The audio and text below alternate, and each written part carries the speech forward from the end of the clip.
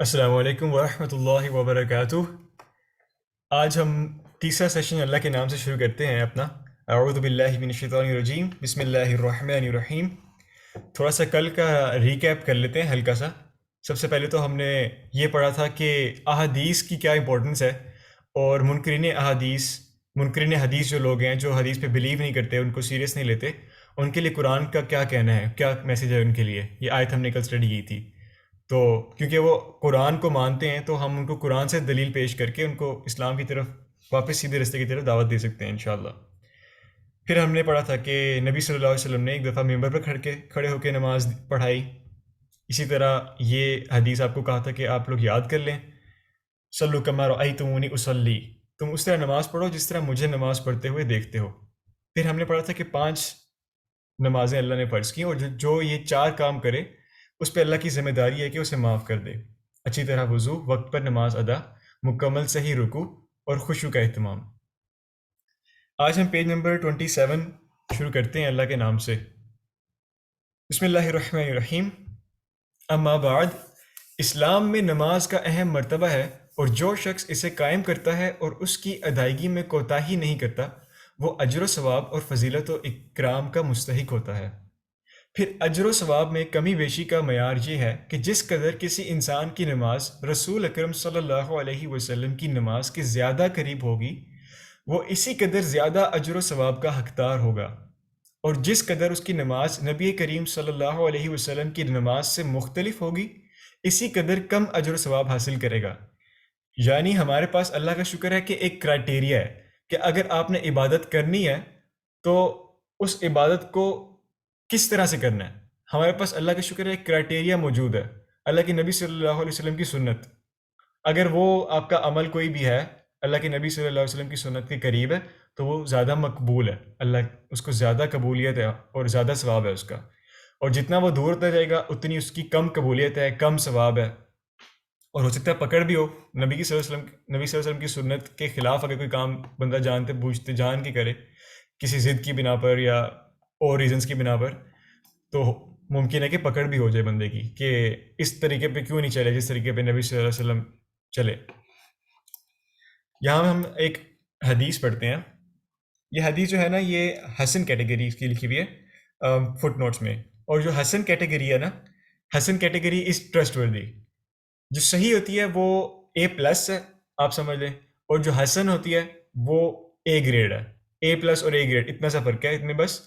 Basically یہ حسن category بھی just like صحیح حدیث دین کی دلیل لی جاتی ہے، یعنی دین کی چیزیں اخذ کرنے کے لیے، اوریجنیٹ کرنے کے لیے حسن کیٹیگری کو بھی یوز کیا جاتا ہے۔ اور اسلام 360 میں جب آپ کوئی بھی احادیث ریفر کریں گے نا، تو اس میں حسن کو صحیح انہوں نے لکھا ہوا ہے، اور اس کو پھر آپ ڈیٹیل میں جائیں گے تو حسن صحیح لکھا ہوگا۔ بیسیکلی آلموسٹ ہم عام بندوں کے لیے آلموسٹ یہ ایک سملر سی چیز ہے۔ اس کی مزید ڈیٹیلز محدثین کو پتہ ہے کہ کیا فرق ہوتا ہے، لیکن آلموسٹ ہمارے لیے سیم چیز ہی ہے، کیونکہ یہ بھی ٹرسٹ وردی ہے۔ اچھا، ہم اس کو پڑھتے ہیں۔ حدیث ہے کہ بے شک بندہ نماز ادا کرتا ہے، لیکن اس کے نامہ اعمال میں اس نماز کا 10واں، 9واں، 8واں، 7واں، چھٹا، 5واں، چوتھا، تیسرا یا نصف حصہ لکھا جاتا ہے۔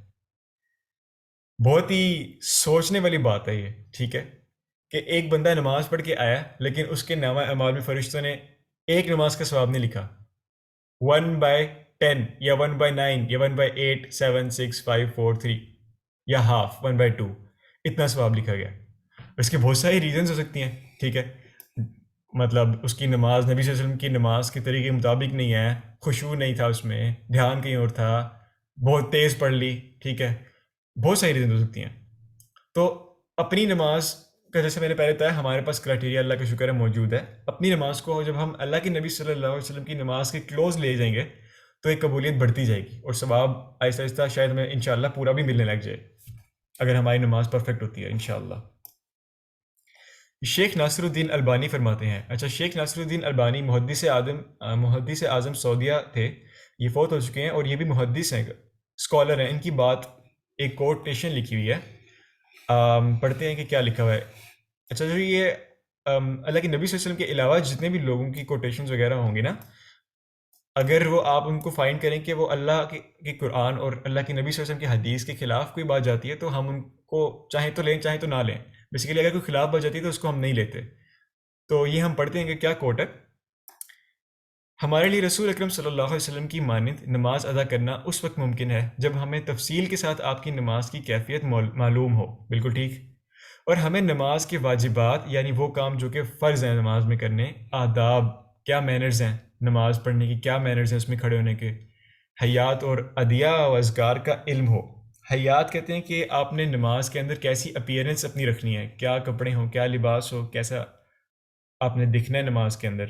اور ادعیہ مطلب دعا کی یہ جمع ہے کہ دعا و اذکار کون سے نماز میں ہیں، کیونکہ ایسے بھی ہم نہیں کر سکتے کہ اپنی طرف سے کچھ بنا لیں. جو نبی صلی اللہ علیہ وسلم نے اذکار اور دعا نماز کے لیے سکھائی ہیں وہی ہمیں ریپیٹ کرنے ہیں نماز میں، وہی ریسائٹ کرنے ہیں. پھر اس کے مطابق نماز ادا کرنے کی کوشش بھی کریں تو ہم امید رکھ سکتے ہیں کہ پھر ہماری نماز بھی اسی نوعیت کی ہوگی، اسی طرح کی ہوگی جو بے حیائی اور منکر باتوں سے روکتی ہے، اور ہمارے نامہ اعمال میں وہ اجر و ثواب لکھا جائے گا جس کا وعدہ کیا گیا ہے. تو یہ بالکل ٹھیک بات انہوں نے کہی ہے. جیسے ہم نے پڑھا ہے کہ نبی صلی اللہ علیہ وسلم نے فرمایا کہ بندہ نماز تو پڑھ کے آتا ہے لیکن اس کی نماز کا پورا ثواب نہیں لکھا جاتا. یا وہ 1/10 ہے یا 1/9 1/8 1/7 1/6 1/5 1/4 1/3 1/2 اتنا لکھا جاتا ہے. اس کی وجہ یہ ہوتی ہے کہ وہ اس کی نماز پرفیکٹ نہیں ہوتی، نماز میں بہت ساری چیزیں غلط کر رہا ہوتا ہے یا نبی صلی اللہ علیہ وسلم کی سنت کے مطابق نہیں کر رہا ہوتا. تو یہی شیخ ناصر الدین البانی نے کہا ہے کہ اگر ہم نبی صلی اللہ علیہ وسلم کی نماز سیکھیں اور پھر ویسی نماز پڑھیں تو امید کر سکتے ہیں کہ پورا ہمیں ثواب ملے گا. اور اگر آپ نے سنا ہے نا، یہ حدیث ہے غالباً کہ نماز برائی سے روکتی ہے، ڈھال ہے. تو وہ بھی تبھی پاسبل ہے کہ نماز اگر صحیح ہو، نماز اگر جس طرح ہونی چاہیے پرفیکٹ ویسی ہو، تبھی آپ کو گناہوں سے روکے گی. کیونکہ آپ دیکھیں نماز میں جیسے میں نے کہا تھا ترجمہ آنا بہت ضروری ہے. کیونکہ اگر نماز کا ترجمہ نہیں پتہ ہوگا، انسان کیا سوچ رہا ہوگا اس ٹائم؟ ظاہر ہے کچھ اور سوچ رہا ہوگا، اپنے دکان کا حساب کر رہا ہوگا، کچھ نہ کچھ اور چیزیں سوچ رہا ہوگا اپنے مائنڈ میں. اس کے برعکس ایک بندہ ہے جس کو ترجمہ سمجھ آتا ہے، ٹھیک ہے، نماز کا اس نے یاد کیا ہوا ہے، اب وہ نماز دن میں 5 وقت پڑھ رہا ہے، اللہ کے سامنے کھڑا ہوتا ہے، اللہ سے بات چیت کرتا ہے، اس کو پتہ ہے میں نے کیا بولا ہے، ٹھیک ہے، اس کی نصیحت اس کو ہوتی رہتی ہے بار بار بار بار بار بار. تو ظاہر ہے اب وہ جب نماز پڑھ کے گھر جا رہا ہے تو اس کا دل تو نہیں کرے گا نا کہ برے کام کرے. یہ ایک افیکٹ رہے گا اس کے اوپر، آفٹر افیکٹ رہے گا نماز کا. تو ظاہر ہے اگر اس کو مطلب ہی نہیں پتا، اس کو پتہ ہی نہیں میں کر کے کیا آ رہا ہوں، اس کی کوئی کنیکشن ہی نہیں تھا، اس کو کوئی نماز کے اندر کوئی سمجھ ہی نہیں تھی، تو ایسی نماز کو کس طرح روکے گی برائی سے. تنبیہ لکھی ہوئی ہے یہاں پہ.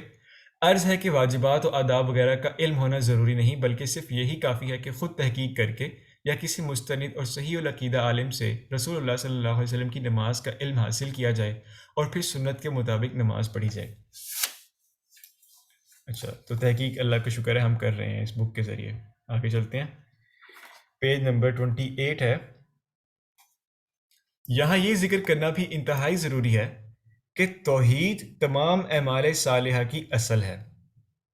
اگر توحید نہیں تو تمام اعمال بیکار، لغو یعنی فضول، اور بے سود یعنی بغیر کسی فائدے کے ہیں.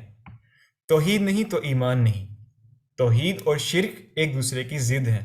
توحید کے بغیر نجات نہیں اور شرک کی موجودگی میں نجات ناممکن ہے. یہ نہ ایک اور کور بلیف کی جو خرابیاں ہماری امت میں پائی جاتی ہیں اس کو ایڈریس کیا جا رہا ہے. جیسے میں نے آپ کو کل سمجھایا تھا کہ اس بک کی ابتدا میں انہوں نے جو ہمارے اندر، ہماری امت کے اندر، نیشن کے اندر، مسلمان امت کے اندر کچھ بہت کامن کور غلطیاں ملتی ہیں نا، کور ایررز ہیں عقائد وغیرہ میں، ان کو پہلے ایڈریس کیا. کیونکہ ہم نے اگر آگے نماز سیکھنی ہے اس کے لیے ضروری ہے کہ ہماری بیس اسٹرانگ ہو. ٹھیک ہے، جیسے ہم نے سب سے پہلے سمجھا منکرین احادیث کا مدعا سمجھا کہ وہ لوگ کیا ہیں اور کیا ان کا ڈینائل کیا ہے قرآن سے. ٹھیک ہے، اس طرح ہم ایک اور چیز سمجھنے جا رہے ہیں، اور وہ چیز یہ ہے کہ توحید جو ہے نا، اس کے بارے میں ہم پڑھتے جاتے ہیں آگے تو ہمیں مزید کلیئر بھی ہوتا جائے گا. یہ ایک ایسی چیز ہے کہ پوری اسلام کی عمارت اس چیز پہ کھڑی ہے. ٹھیک ہے، تو اگر جس بندے کی توحید ٹھیک نہیں ہے، توحید مینس کہ اللہ تعالیٰ کو اس کی ذات صفات ہر طور پر واحد جاننا، ٹھیک ہے، اور یکتا جاننا، کسی کو اس کا ہمسر اور کسی کے اندر اللہ جیسی ایگزیکٹ کوالٹیز نہ ماننا جو خدا کی کوالٹیز ہوتی ہیں، آگے ہم ڈیٹیل پڑھتے ہیں۔ تو توحید بھی انفارچونیٹلی ہماری امت میں بہت سی مسلمانوں کی ڈیفیشینٹ ہے، صحیح نہیں ہے۔ تو ایسے کیس میں یہ کہہ رہے ہیں کہ اگر بیس خراب ہے تو اوپر عمارت کبھی صحیح کھڑی نہیں ہو سکتی۔ اب ہم یہ آیت تلاوت کرتے ہیں۔ ان اللہ لا یغفر ان یشرک بہ ویغفر ما دون ذلک لمن یشاء ومن یشرک باللہ فقد افترى اثما عظیما۔ بے شک اللہ شرک نہیں بخشے گا اور اس کے علاوہ جس گناہ کو جس کے لیے چاہے گا بخش دے گا، اور جو شخص اللہ کے ساتھ شرک کرتا ہے تو وہ بڑے گناہ کا ارتکاب کرتا ہے۔ یہ ہے سورہ نساء کی آیت نمبر 48۔ تو توحید جو ہے نا وہ کلیئر کرنا بہت ضروری ہے کہ اللہ تعالیٰ کی ذات کے اندر کسی بھی قسم کا اگر آپ نے شرک کر دیا ہے، شرک مطلب کہ اللہ تعالیٰ کی ذات میں ملا دیا ہے یا اس کی صفات میں ملا دیا ہے جیسے کہ خدا کی صفات ہونی چاہیے، تو بہت خطرناک بات ہے۔ اور وہ بات یہ ہے کہ اللہ تعالیٰ نے اپنے اوپر لازم کیا ہوا ہے کہ وہ کسی کا شرک نہیں معاف کرے گا اگر وہ شرک کی حالت میں مر جاتا ہے۔ موت کے غرغرے سے پہلے توبہ قبول ہے، واپس پلٹ کے آ سکتا ہے سیدھے راستے پہ، لیکن اگر وہ شرک کی حالت میں مر جاتا ہے تو اس کی کوئی بخشش نہیں ہے۔ اس کے علاوہ جو لوگ ہیں نا جنہوں نے باقی اور گناہ کیے ہیں، چاہے جتنے بڑے گناہ ہیں، قتل ہے، جو بھی ہیں، اللہ تعالیٰ اگر چاہے گا تو ان کو معاف کر دے گا، لیکن شرک کے لیے اللہ تعالیٰ نے ڈکلیئر کر دیا صاف کہ میں اس کو معاف نہیں کروں گا۔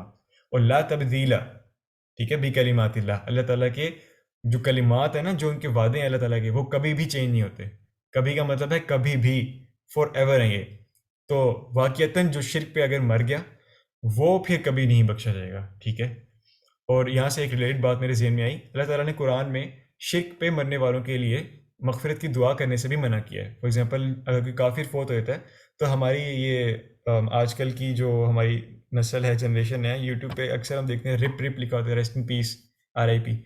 تو یہ ہم دعا نہیں دے سکتے ان کو جو شرک پہ مرتے ہیں، یہ اس چیز کی ممانعت قرآن میں بھی ہے۔ ایون کہ ابراہیم علیہ السلام نے غلطی سے اپنے فادر کی لیے دعا کر لی تھی جو کہ کافر فوت ہوئے تھے، تو اللہ تعالیٰ نے ان کو منع کر دیا تھا سخت الفاظ میں قرآن میں، کیونکہ یہ ایسا گناہ ہے کہ اللہ تعالیٰ نے صاف اعلان کر دیا کہ یہ معاف نہیں ہوگا کبھی، تو ہم ان کے لیے جو شرک پہ مرے اس کے لیے دعا بھی نہیں کر سکتے، کافر اگر کوئی مرے۔